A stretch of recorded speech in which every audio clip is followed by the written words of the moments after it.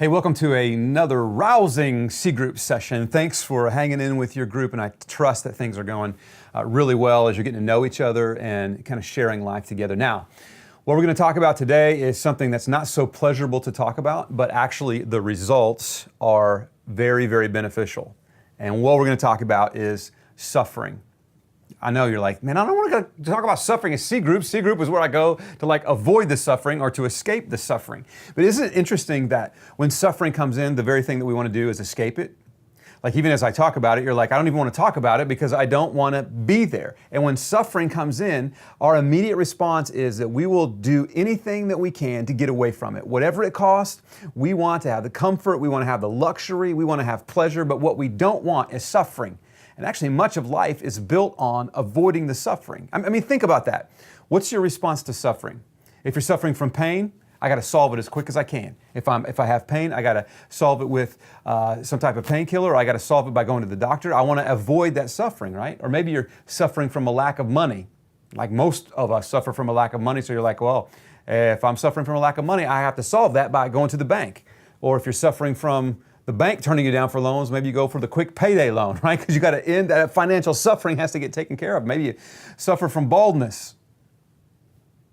And so you got to get some hair transplant or something going on because you want to end the suffering, you know? By the way, would somebody please invent just some quick medication I can take so that I can have a full head of hair? That would be very beneficial to my suffering. Think about the suffering that comes in, you know. Sometimes it gets more serious though. You know, if you're suffering because you hate your job, it may drive you to some self-medicating, maybe to the abuse of some drugs. If your marriage is falling apart, maybe you're trying to ease that suffering by engaging in some relationships that you really shouldn't engage in. But suffering, actually, we're taught in Scripture, has some benefit.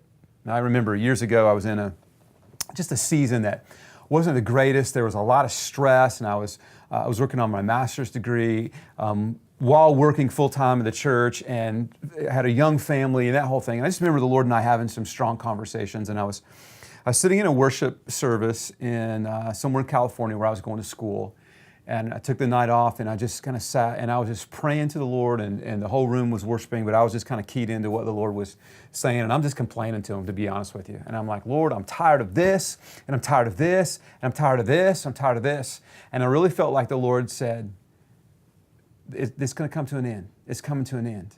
And I'm like, yes, yes. He was saying the suffering is going to come to an end. I'm like, yes. But then He said this, but not yet.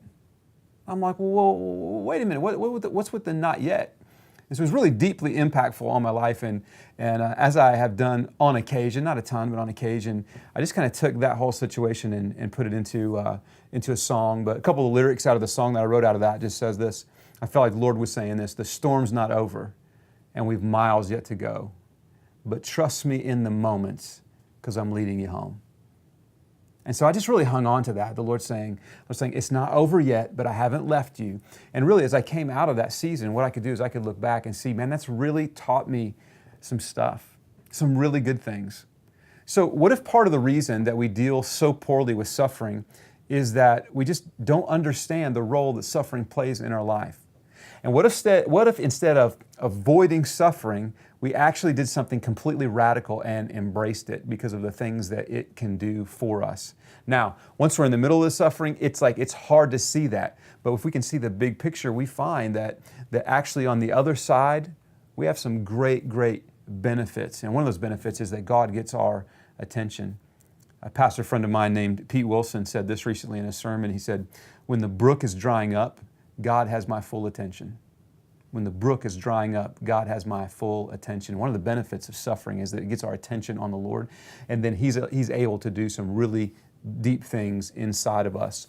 So today you're going to be cracking open the Scripture, and you're going to be looking at Romans chapter 5 and what Paul has to say to us about suffering. And listen, you're going to get, if you're in a season of suffering right now, the beautiful thing is that you have a community of people to come alongside you. Now, what they're going to want to do is solve that suffering really quickly, and some of them may be able to help in that, but maybe not. Maybe the greatest thing that your C group can do with you, or that you can do for others in your C group, is to walk with them and remind them this suffering is going to produce some great things. So I hope that your journey is great. I hope your discussion is fantastic tonight. And just know that whatever you're going through, the Lord's going to use it.